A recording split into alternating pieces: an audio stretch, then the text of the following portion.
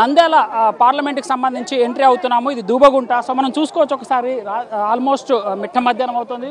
1 kilometre మేర పూర్తి స్థాయిలో ఇక్కడ మహిళలందరూ కూడా జగన్మోహన్ రెడ్డిని ఇక్కడికి ఆహ్వానించేందుకు నీరాజనాలు పలుకుతున్నటువంటి విజువల్స్ను మనం ప్రత్యక్షంగా చూస్తున్నాం. సో ఎక్కడ చూసినా కూడా ఇలాంటి సిచ్యువేషనే కనబడుతోంది. ఎందుకంటే నంద్యాల ఎంటర్ అయిన దగ్గర నుంచి కూడా మహిళలు పెద్ద ఎత్తున జగన్మోహన్ రెడ్డిని చూడాలి, ఆయన ఏం చెప్తాడో వినాలనేటువంటి ఆతృతతో ఉన్నారు. ఇక్కడ నుంచి చూసుకున్నట్లయితే ఇది దూబగుంటకు సంబంధించినటువంటి క్రాస్ రోడ్. సో ఆ మెయిన్ రోడ్ నుంచి ఇదంతా కూడా ఈ ఏరియా గుండానే పూర్తిగా జగన్మోహన్ రెడ్డికి సంబంధించినటువంటి బస్ యాత్ర ఇక్కడ నుంచి కంటిన్యూ అయ్యేటువంటి అవకాశం ఉంది. ఎందుకంటే నంద్యాల పార్లమెంట్కి సంబంధించి చూసుకున్నట్లయితే ఎస్పెషల్ నంద్యాల కాన్స్టిట్యున్సీలో ఇక్కడ నుంచి ఎంట్రీగా చెప్పుకుంటారు దూబగుంటకు సంబంధించి. ఒకసారి చూపించేటువంటి ప్రయత్నం చేద్దాం. కంప్లీట్గా ఆల్మోస్ట్ 1 కిలోమీటర్ మేర ఈ విధంగానే ఇక్కడ ఉన్నటువంటి ప్రజలు కార్యకర్తలతో ఇక్కడంతా ఉన్నది. జగన్మోహన్ రెడ్డికి స్వాగతం పలికేందుకు వీళ్ళంతా కూడా ఇక్కడ ఎదురు చూస్తున్నటువంటి పరిస్థితి కనబడుతుంది. మనం ఇక్కడ కొంతమంది నాయకులు ఉన్నారు. సో వాళ్ళతో మాట్లాడేటువంటి ప్రయత్నం చేద్దాం. సార్ ఎట్లా చూస్తున్నారు సార్? రాయలసీమలోకి ఎంటర్ అయింది. రాయలసీమ నుంచే లాస్ట్ టైం కూడా ఎలక్షన్ అప్పుడు ఇక్కడ నుంచే స్టార్ట్ చేశారు, మళ్ళీ ఇక్కడ నుంచి స్టార్ట్ చేశారు. ఎట్లా అనిపిస్తుంది జగన్మోహన్ రెడ్డి మరొకసారి ప్రాంతానికి రావడం, అది కూడా బస్సు యాత్ర ద్వారా జనాల్లోకి కలిసిపోవడం, జనాలతో ఉండడం?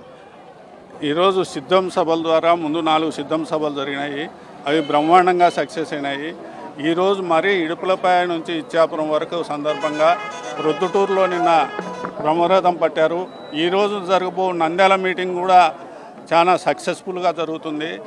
ఎందుకంటే ముఖ్యమంత్రి జగన్మోహన్ రెడ్డి గారు ఎన్నో సంక్షేమ కార్యక్రమాలు చేశారు. బడుగు బలహీన వర్గాలకు, ఎస్సీలకు, ఎస్టీలకు, బీసీలకు, ఈబీసీలకు అందరికీ కూడా అన్ని సంక్షేమ కార్యక్రమాలు కూడా మధ్యవర్తుల ప్రమేయం లేకుండా, పార్టీల ప్రమేయం లేకుండా, ఎటువంటి వివక్ష లేకుండా, ఎవరికి డబ్బులు ఇచ్చే కార్యక్రమం లేకుండా డైరెక్ట్ బెనిఫిట్ స్కీమ్ ద్వారా, ట్రాన్స్ఫర్ ద్వారా మరి బెనిఫిషరీస్కి వాళ్ళ అకౌంట్లలోనే పడడంగా వాళ్ళు కూడా చాలా సంతోషంగా ఉన్నారు. ముఖ్యంగా అగ్రికల్చర్కు సంబంధించి కూడా రైతులకు కూడా మరి సచివాలయ వ్యవస్థ ఏర్పాటు చేసి, మరి దానికి అనుబంధంగా వాలంటరీ వ్యవస్థ ఏర్పాటు చేసి ఈరోజు అన్ని కార్యక్రమాలు కూడా సచివాలయం ద్వారా జరుగుతున్నాయి. ఎందుకంటే ఇంతకుముందు అయితే మండల రెవెన్యూ ఆఫీస్కు, మండల డెవలప్మెంట్ ఆఫీస్కు పోవాల్సి వచ్చేది.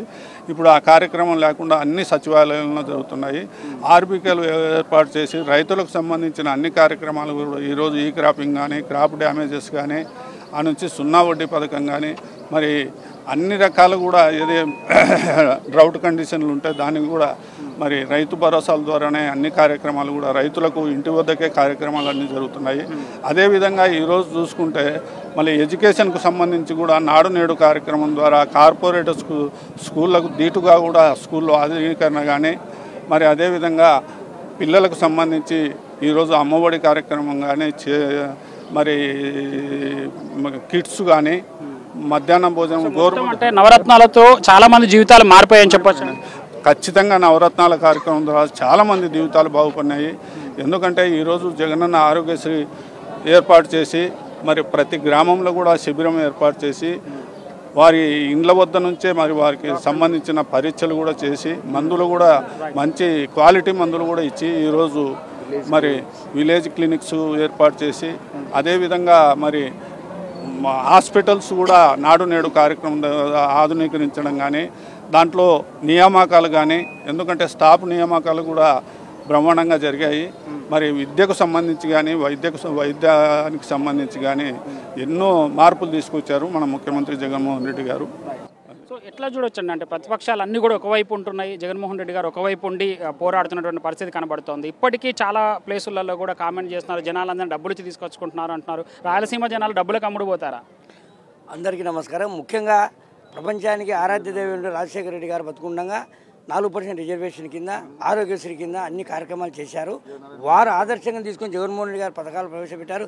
ఏ వ్యక్తి రాయలసీమలో సామాన్య కార్యకర్త కాదు, లీడర్ కాదు, ఎవరు కూడా అమ్ముపోయే పరిస్థితి లేదు. వాళ్ళు అమ్ముకోవడం అలవాటు కాబట్టి ప్రతిపక్షాలన్నీ వాళ్ళు ఈ విధంగా చెప్పి ప్రజలు మభ్య పెడుతున్నారు. కానీ జగన్మోహన్ రెడ్డి కార్యక్రమం గ్రామ స్వరాజ్య పాలన 70 సంవత్సరాల యొక్క మహాత్మా గాంధీ గారి కళలు కన్నా ఈరోజు నెరవేరింది జగన్మోహన్ రెడ్డి గారి ద్వారా. గ్రామంలోనే ప్రజలు శారీరకంగా, మానసికంగా, ఆర్థికంగా నష్టపోకుండా గ్రామంలోనే వాళ్ళ ఇంటికి వచ్చి రాజ్య పరిపాలన జరుగుతుంది. కాబట్టి అందరూ ఆరోగ్యంగా ఉన్నారు, సంతోషంగా ఉన్నారు. మళ్ళీ జగన్మోహన్ రెడ్డి గారికి మంచిగా గెలిచాలి, తర్వాత 170 రావాలని ప్రజలను కోరుకుంటారు. ముఖ్యంగా మా నంద్యాల ఎమ్మెల్యే శిల్పా రవిచంద్ర కిషోర్ రెడ్డి గారు మంచి మేర గతంలో 35,250 ఓట్ల కన్నా బ్రహ్మాండంగా ఎక్కువ మెజారిటీ గెలిపిస్తాం ఎమ్మెల్యే గారిని, ఎంపీ గారిని, 175 ఎమ్మెల్యే. ప్రజలందరూ సంతోషంగా ఉన్నారు. వాళ్ళు ఎవరు రాక ప్రజలు వాళ్ళ వెంట రాకుండా వాళ్ళు అన్ని పార్టీలతో భయపడిన వాళ్ళు నా చుట్టూ పండుకోండి అన్నట్టుగా జగన్మోహన్ రెడ్డి గారు చూసి భయపడి చంద్రబాబు గారు అందరినీ కలుపుకొని మా బలం ఇంత ఉందని చెప్తున్నా వాళ్ళందరూ చూస్తుంటే పారిపోయేటోళ్ళు. కాబట్టి జగన్మోహన్ రెడ్డి గారి పాలన సురక్షంగా ఉంది. ఈరోజు మా సక్సెస్ నంద్యాల సభ ఎప్పుడు కూడా రాష్ట్రంలో నెంబర్ 1 సక్సెస్ అని రాజశేఖర రెడ్డి గారు ఉన్నప్పుడు, జగన్మోహన్ రెడ్డి గారు ఇప్పుడు కూడా సక్సెస్ అయ్యి మంచి మేరకు మా ఎమ్మెల్యే గారిని గెలిపిస్తాం. ప్రజలందరికీ మళ్ళీ సురక్షణ పాలన చేయిస్తాం. సో ఎట్లా చెప్పబోతున్నారు అంటే ఒకవైపు పచ్చ మీడియా, ఒకవైపు పచ్చ నేతలు అందరూ కలిసి ఒక్కడిపైన దాడి చేస్తున్నాడు, సింహం రాయలసీమ సింహం సింగిల్గానే వస్తుందని చెప్తున్నారు. ఇంతమంది జనాలు చూసిన తర్వాత మీకు ఏమనిపిస్తుంది? ఈసారి ఎంత బంపర్ మెజారిటీతో గెలిపించబోతున్నారు?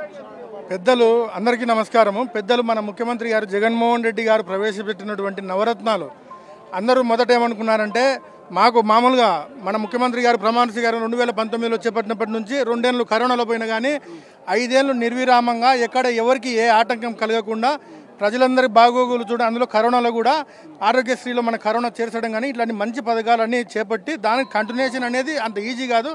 సారు ఇంట్రెస్ట్గా తీసుకొని ఇవన్నీ చేయడం జరిగింది. అదేగాక ప్రతి ఒక్కరు అనడం ఏమంటే రాయలసీమకు ఏం చేసినారంటారు. ముఖ్యంగా మనకి ఇటువంటి ఆ రోజు పెద్ద ఆయన రాజశేఖర రెడ్డి గారు మన పోతిరెడ్డిపాడు 10,000 క్యూసెక్కులు ఉండేది 44,000 క్యూసెక్కులు చేయడం జరిగింది. మళ్ళా మన పెద్దలు జగన్మోహన్ రెడ్డి గారు ముఖ్యమంత్రి అయిన తర్వాతనే 80,000 క్యూసెక్కులు చేయడం జరిగింది. ఇంత పెద్ద నిర్ణయం ఏ ముఖ్యమంత్రి తీసుకోరు కూడా. ఒక్కసారి మనకు రాయలసీమ ఎత్తిపోతల ప్రాజెక్టు పూర్తయితే మన ప్రాంతం యొక్క దిశ అన్నీ మారిపోతాయని ఈయన దూరం ఆలోచన చేసి ఇవన్నీ చేసినాడు. కాబట్టి మనం కూడా రాయలసీమ వాసులం కాబట్టి మన ముఖ్యమంత్రి జగన్మోహన్ రెడ్డి గారి నాయకత్వాన్ని బలపరిచి మన 175 స్థానాలకు 175 ఎమ్మెల్యే స్థానాలు, 25 ఎంపీ స్థానాలు ఇచ్చి మనం కూడా ఆయన మద్దతు ఇచ్చి అందరినీ గెలిపించుకోవాలని చెప్పి కోరుకుంటూ, అదేవిధంగా మన శాసనసభ్యులు శిల్పామోహన్ రెడ్డి గారి నాయకత్వాన్ని, పెద్దలు జగన్మోహన్ రెడ్డి గారి నాయకత్వాన్ని మరొకసారి అందరూ గట్టిగా బలపరచాలని చెప్పి కోరుకుంటున్నాం. రాయలసీమలో అభివృద్ధి చేసిందంతా కూడా నేనే చేశాను, ఇప్పుడు ఏం చేయలేదన్నటువంటి స్టేట్మెంట్ ఇస్తున్నారు. చివరికి లోకేష్, మీరు చాలా ముద్దుగా పిలుచుకుంటారు, ఆయన ఏదో పేరుతో పిలుచుకుంటారు కదా, సో ఏం పిలుచుకుంటారు? ఆయన కూడా అంటున్నాడు Shilpa Ravichandra Reddy only Sunday MLA అని చెప్తున్నాడు. ఒక్కొక్కరికి ఒక్కొక్క పేరు పెట్టారు. మరి మీరేం పెడతారు రాయలసీమ నుంచి వాళ్ళకి? రాయలసీమ నుంచి కోరుకునేది ఒక్కటే, ఇప్పుడు సంక్షేమ పాలన జరుగుతుంది. ఆల్రెడీ బీద ప్రజలకల్లా మన సీఎం గారు ఆదుకుంటున్నారు. కానీ దాంతోపాటు ఇప్పుడు మన ముఖ్యమంత్రి దమ్మున్నాడు కాబట్టి ఏం చేసినారు అంటున్నారు. ఒక ముఖ్యమంత్రి దమ్మున్నాడు కాబట్టి పక్క రాష్ట్ర ముఖ్యమంత్రి, మనకు ఆపోజిట్ ముఖ్యమంత్రి రేవంత్ రెడ్డి గారు అక్కడ సీఎం గారు అందరు సైడ్ పెట్టుకొని బొక్క తీసుకుపోతే మన ముఖ్యమంత్రి గారు కింద బొక్క పెట్టి నీళ్ళల్లో తీసుకుపోతారు. అంటే దమ్మున్నాడు కాబట్టి ఆ పని చేస్తున్నాడు. వేటోళ్ళు అయితే చేయలేరు. కానీ దమ్మున్నాడు ఎవరో దమ్ము లేనాడు ఎవరో ప్రజలకు అందరికీ తెలుసు. మరొక్కసారి మనం వర్షాలు బాగా పడాలా, మళ్ళీ చేయాలా, రైతులు మొత్తం అంతా కార్మికులు మొత్తం బాగా బతకాలంటే మరొకసారి జగనన్న ముఖ్యమంత్రి కావాల్సిందే. ఎందుకంటే రాజ్యాన్ని పాలించాలంటే రాజు మంచివాడు కావాలంట. అక్కడ రాజ్యాన్ని పాలించాలంటే రాజు మంచివాడు కాదు. ఎందుకంటే ఆయనకు అన్నీ ఉన్నాయని చెప్పి చాలా మంది జనాలు కూడా చెప్తుంటారు. మరొకసారి ముఖ్యమంత్రి కావాలంటే, బాగా వర్షాలంత సమృద్ధిగా పడాలంటే జగనన్న ముఖ్యమంత్రి కావాలా. ఇక్కడ మా అన్న ఎమ్మెల్యే గారిని కూడా భారీ మెజార్టీతో గెలిపించుకుంటా అని చెప్పి కోరుకుంటా. దమ్మున్నాడు కాబట్టి ఇప్పుడు రాయలసీమ ఎత్తిపోతుకోల పథకం పక్క రాష్ట్ర ముఖ్యమంత్రి కలవరిస్తున్నాడు. ఆయన బొక్క కింద పెట్టి బొక్క పెట్టి తీసుకుపోతున్నాడు. అందరికీ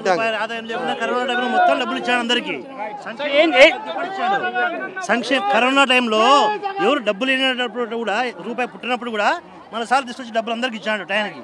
ఏ వన్డే ఎంత మెజారిటీతో కల్పించబోతున్నారు? 170కి 170.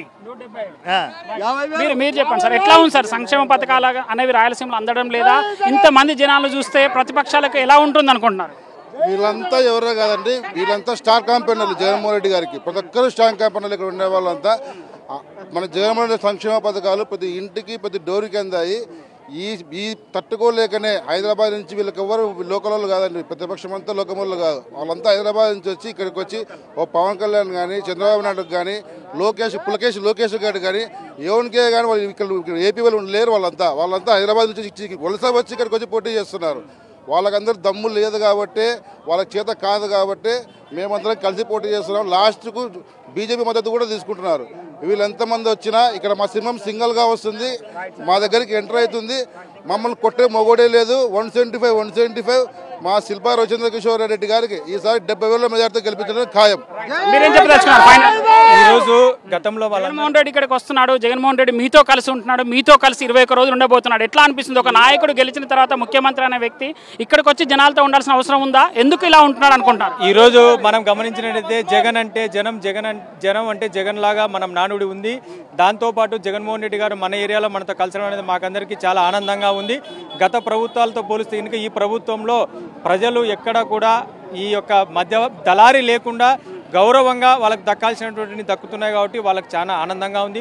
విద్యా వైద్యంతో పాటు గౌరవం కూడా దక్కింది. దాంతోపాటు మరీ ముఖ్యంగా గతంలో బ్యాక్వర్డ్ క్లాస్ వాళ్ళను ఓటర్లుగా చూసేవారు. మన ముఖ్యమంత్రి గారు బీసీ, ఎస్సీ, ఎస్టీ మైనార్టీలకు కూడా గుర్తించి గౌరవించి ప్రతి కులాన్ని కూడా ఆయన గౌరవించి కార్పొరేషన్ ఏర్పాటు చేయడం జరిగింది.